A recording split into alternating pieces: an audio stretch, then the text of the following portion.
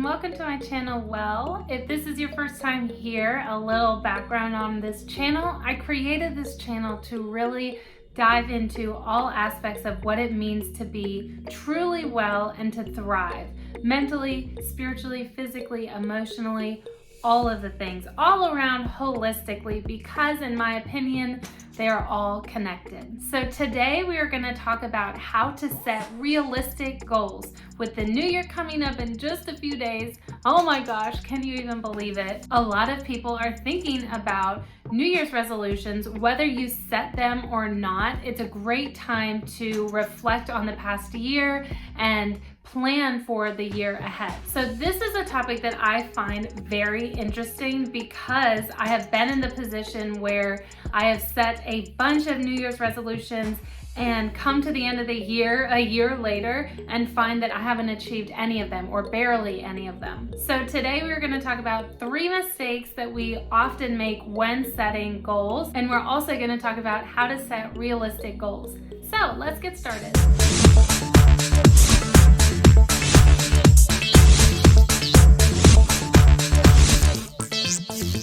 Now, I have been in this position probably too many times to count, so this is not coming from a place of judgment or anything like that. I am right in the boat with you. But I have noticed 3 common mistakes that we all make when setting goals in general, whether they are New Year's resolutions or just regular goals. The first common mistake is setting too many goals. With the new year, I think sometimes we put all of this pressure on ourselves, reflecting on the past year to be able to achieve all of these different things in many different categories of our lives. So we feel very ambitious and end up setting 10, 15, 20 different goals. However, if you are someone that's done this before, you can probably relate that makes us very easily overwhelmed and unsure where to start. So I'll talk about how to deal with this in a minute. The second common mistake is setting unrealistic goals. If you set a goal with a time limit but don't have the time or energy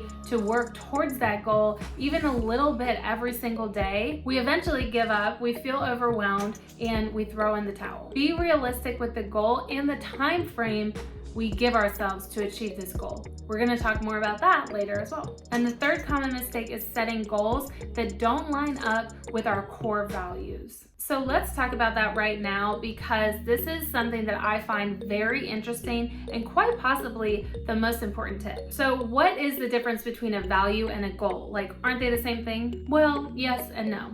They can be. A value is a life direction. A goal has a time limit, is something very explicit. The objective is to have our values and our goals line up together, and that is how they are most easily achievable. When we set goals that don't line up with our values, then it makes it very difficult to achieve and makes it very difficult to find the motivation to achieve this goal that doesn't actually line up with our true values. Our values are who we truly are. So for example, if your goal is to lose 10 pounds, let's say, what is, and this is something that we need to sit ourselves down and physically ask ourselves and explore, what is my true core value behind the reasoning of why I want to lose 10 pounds? The value is not that I want to lose 10 pounds. What could the value be behind that? It could be something like, I value consistency, or I value that I am consistent. It could be, I value honoring and taking care of my body. Or it could be, I value doing the hard thing. Those are just some examples, but I encourage you to sit yourself down and think about what your core values are. Okay, so those are 3 common mistakes we make when goal setting. What are 3 tips that we can do when setting goals to make them realistic and achievable? Number 1, when you're writing down your goals, after you write down all of the goals that you want to achieve, break down each one into small, quickly achievable goals. So it's kind of going to be like a subsection. in the section. It's totally fine if there are a lot of things that we want to see change. And it's totally fine to write down all of those as goals. But the thing that you're doing when you are breaking them down into small, quickly achievable goals is you're making sure that you're setting yourself up to catch that momentum. When we set a goal, let's say a really lofty goal to be promoted 3 positions above where we are today, that oftentimes can seem so far away, so unachievable, and almost impossible. But when we are able to break them down into small, quickly achievable goals, we can see the end game, we can see that we can achieve that small goal, and we can see how it fits into the ladder of achieving the big goal. Okay, so part 2 of this first tip, a little bonus, is to make sure that you are focusing on only one goal at a time.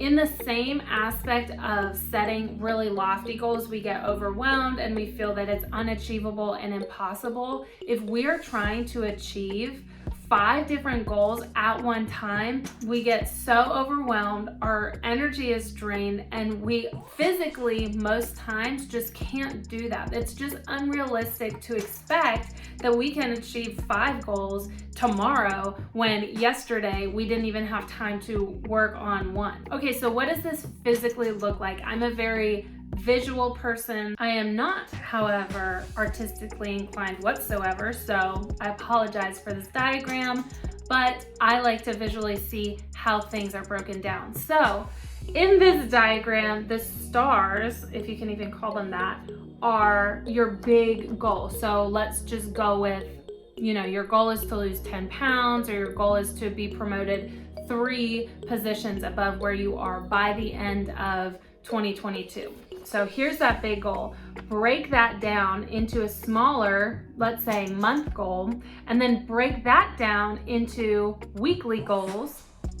And then you can even continue to break that down even further to daily goals. And if you want to get super crazy, you could do hourly goals. Not everyone is super inclined to write things down or journal, but I highly encourage you to stay organized and focused on your game plan. Whether that is keeping some notes in your phone, whether that's writing down an entire diagram and hanging it on your wall. The more organized and clear and focused on exactly what your big goal is and how to achieve that goal by setting small, quickly achievable goals, the easier it is going to be for you to achieve those goals. So the second tip here is to set realistic goals. That's one of the most common mistakes, is that we set unrealistic goals. So how can we set realistic goals? This comes with a little bit of reflection. So I encourage you to sit down and reflect on what you were hoping to achieve this past year, whatever that might look like. You can journal, you can sit and just think about it, you can write some notes in your phone, whatever process works the best for you, but reflect on what you were hoping to achieve and why you didn't achieve that. Was it a matter of time, convenience, energy, effort? What was it? How come you did not achieve those goals? Was it, now that we've talked about values versus goals, was it that your values and your goals were not lining up? If your goal, again, is to lose 10 pounds, but you don't have time in your schedule, or more importantly, you don't create the time in your schedule to exercise, to do some food prep, to eat healthy, to sleep enough, to get enough hydration, then that might not be a realistic goal for you. It might not be something that is lining up with your core values today. Perhaps you could start with a more realistic goal of eating a little bit healthier each week, or getting enough sleep, because sleep plays a huge role in weight loss and an entire fitness journey. Or maybe it could be something simple as, I'm just going to move my body 1 to 5 times a week, whatever fits in your schedule that you are willing to make time for. We've talked about this in other videos before, specifically the burnout video, which I will link right here. But if we are unwilling, if we don't put ourselves first and put whatever goal or value first, then we will never achieve it. Oftentimes, we make excuses for ourselves if we're honest with ourselves, which can be very difficult, which is very difficult. But sometimes if we're honest with ourselves, we are not creating the time for what we say we want in our schedule. You are the only one that can create your schedule. Everyone has the same 24 hours in a day. It's what you choose to do with them that makes all the difference. Okay, and number 3, this is a huge one. If you stuck with me so far, stick with me for this because this might be the most important tip that I talk about today. The why in your goals should line up with your core values.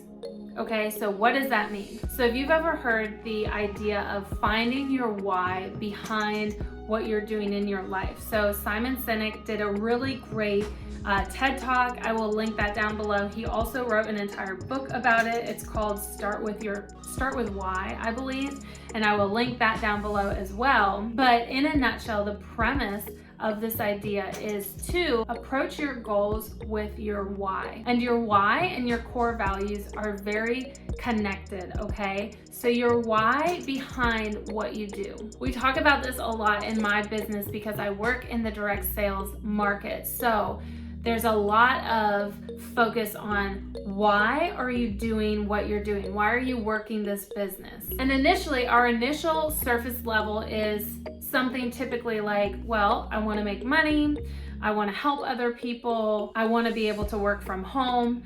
Those are very surface level answers that all of us might have working for ourselves, or even besides the work from home, working any profession that we do. But the goal here is to continue to ask yourself why. Dig deeper, deeper, deeper. Every time you come up with an answer, ask yourself why again. Like little kids, right? Oh my gosh, like they ask you why?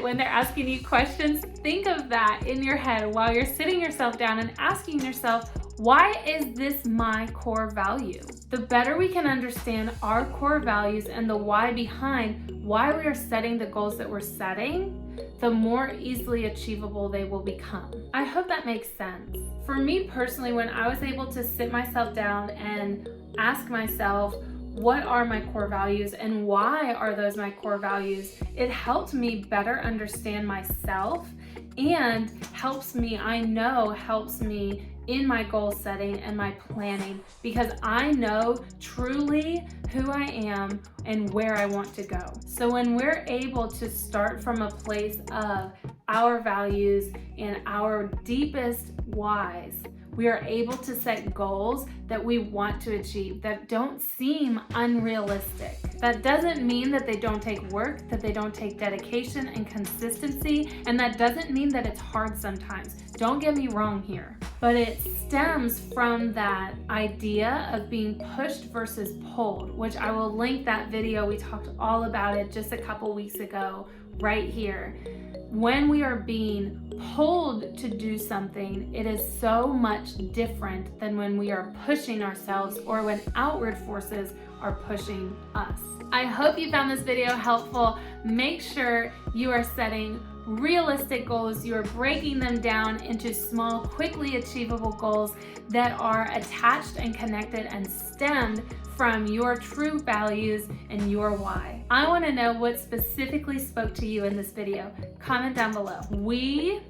Each individual person, we have the power to make 2022 our best year yet. Continue to focus on all aspects of what it means for you to truly be well and to thrive. I'll see you next time, friends.